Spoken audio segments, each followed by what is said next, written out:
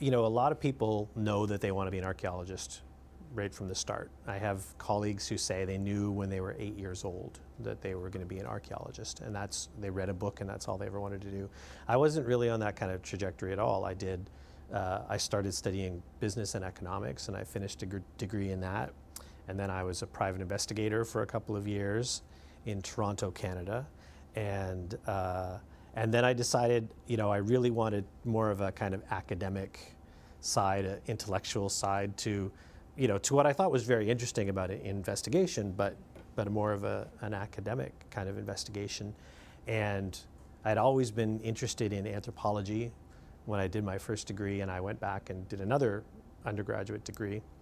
And archaeology wasn't the first thing I thought of. I was interested in anthropology broadly, looking at humanity.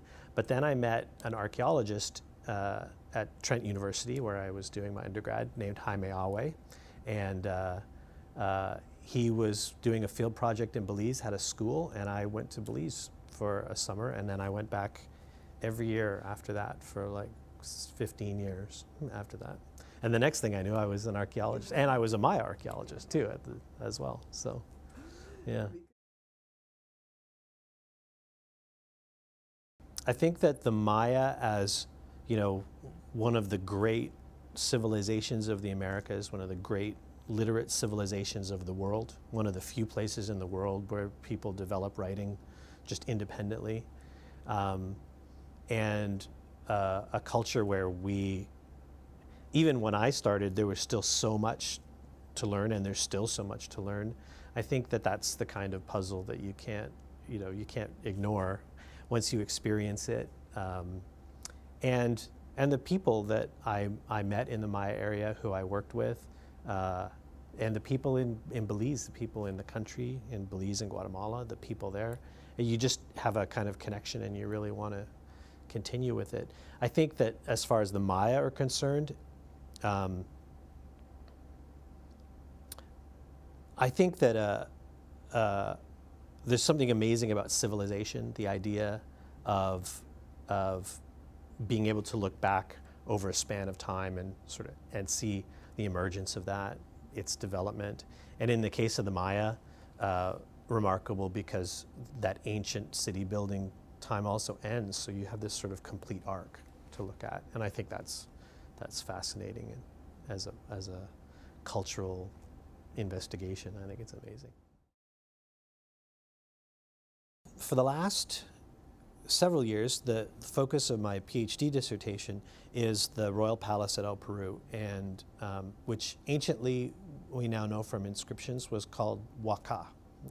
And I've been working, because we're the first ones to work there, and I'm sure that you've heard this many times before, but of course Maya sites are built sort of one on top of another, and they're layered on top of, and so you start really at the end, and as you work and excavate, you work your way back toward the beginning.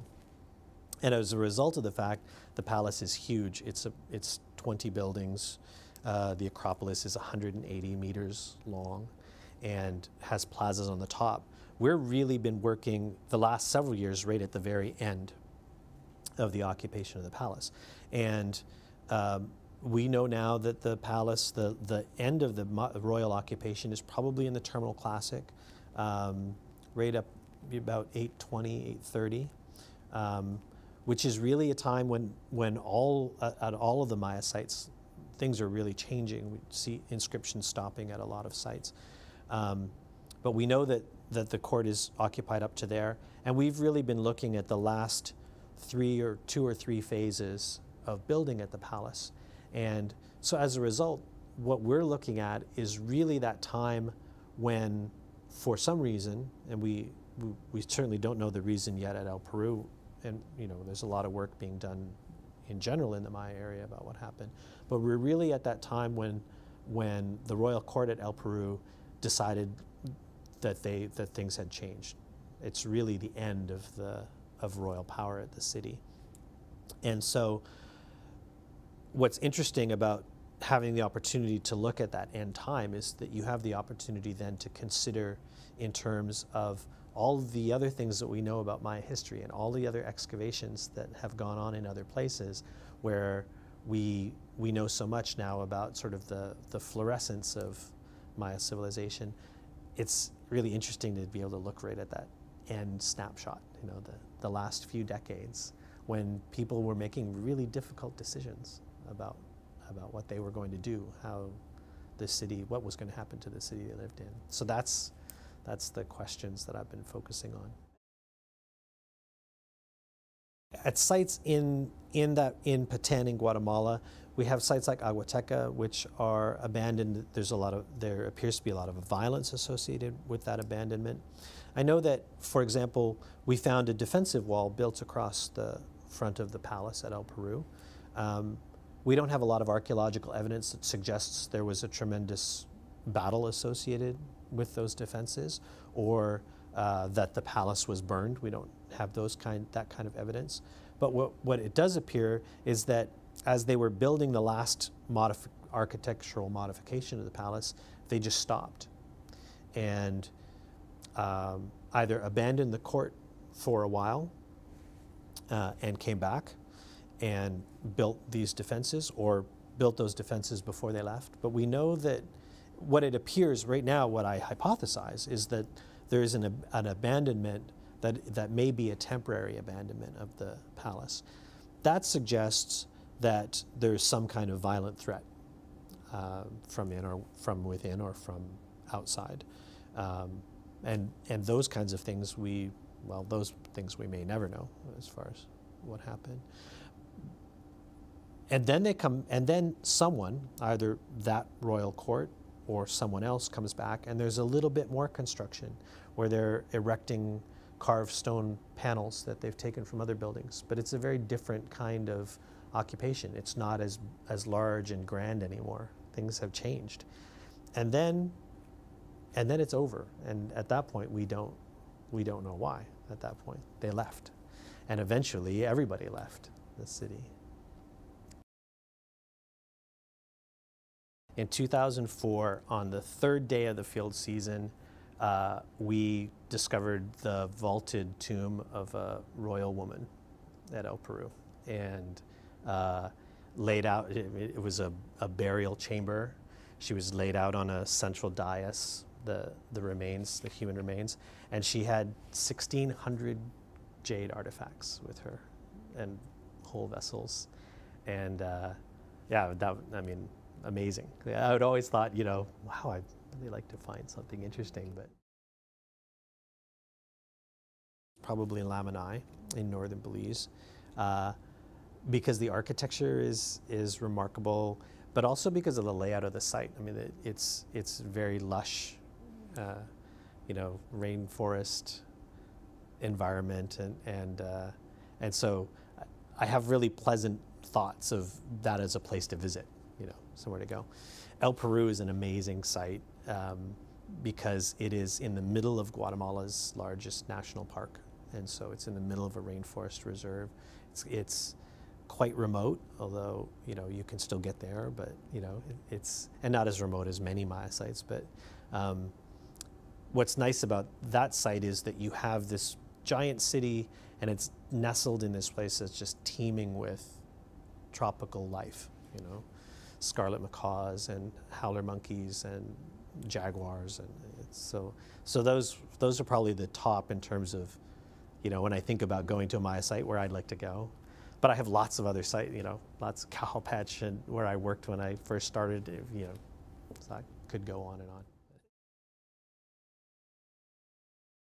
The last several years, the focus of my work has been on Maya royal courts, on these people who we know something of from history, and it's enough you know their name, you know where they were, you know what years they were in power, and you imagine what they were, some of their activities, the things they were involved in.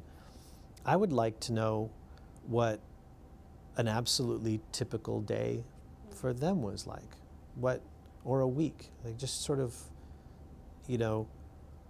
what was involved in it in their day, so that you could, because those are the things we don't really get to see. We don't get any, we talk in really broad strokes about, you know, it's so common for us to talk about a span of a few hundred years as if it was a month. And it would just be really interesting to get down to that kind of detail and just see what they do for, you know, follow somebody around for a week. That's what I'd like to do. Yeah. We used to get chased by spider monkeys sometimes, and of course, and it's the silliest thing because they're little, and they're way up in the trees. They're not anywhere near you. But we'd have this long walk to El Peru and back, and they get really, really angry, and I guess you've probably been in the right and seen them, and they get really mad for just because you walk under the tree that they're in. And they're so animated, you know, they're like grabbing the trees and screaming at you and shaking. And then they'll start breaking off sticks and throwing them at you. And what's really funny is because, you know, you're this group of you know, full-grown adults and you've got nothing to worry, but everybody's kind of like scampering around and trying to stay out of the way. And they can chase you, even though they're nowhere near you. They can follow you enough that you really feel like, oh, I just got to get out. So, you know, people being chased by monkeys is pretty funny. You know, that's not very Indiana Jones, though, is it? So I'll give you the other side of that story because howler monkeys are like big dogs. They're like a big, nice dog that lives up in the trees. They're very docile. They're really nice families. And we used to, when we work in the palace, like I said, we come in. We're there probably by 7 o'clock in the palace, and it used to be that every day we would have a troop. I think it was probably a couple of families of howler monkeys they come through the trees, and you sort of hear them moving slowly. They kind of shuffle through, and there was this one big tree that's over the palace, the big palace plaza, and they all lie out there along the tree, and they kind of just like hang their arms and legs off. Middle of the day, it's really hot, and they just rest. And they would come, and sometimes you'd look up, and they'd be like watching you all day long, like watching us work. And then I think that after about 3 or 4 weeks, what they started to do was instead of coming at noon, they would come at 3:30 because they knew we left at 4. And so they would come at 3:30 and they'd watch us for a little while. If you want proof that archaeology is boring to watch, there you go. The monkeys won't even watch. They come at 3:30 and they'd lie in the tree for like half an hour and watch us, and then they knew we left. So they just kind of adjusted their schedule so that they could share with us, you know, and that's, so that, you know, those are the two kinds of monkeys, the friendly monkeys and the angry monkeys. Read a lot. Learn to love reading because, you know, we all talk about going out in the jungle and doing all those sorts of things, and that's exciting. It's really exciting, but you know, that's one small part of trying to learn and understand what an entire civilization, what an entire culture is like. And so what we do a lot of the time is we spend our time going through and learning from all of the people who have done work before us. Archaeology in the Maya area is, you know, a century old now. And so there's a lot of material that you really want to try and become as much of an expert on as you can. So learn to love reading a lot and start learning everything you can about those things. I think math is tremendously important. Those kinds, like focusing on those kinds of skills, because I was never a big math fan. And a lot of archaeologists talk about that. Well, a lot of us talk about, you know, that we those weren't our favorite subjects. But there's so much involved with that now. There's so much science involved in the analysis of paleo diet, so much chemistry.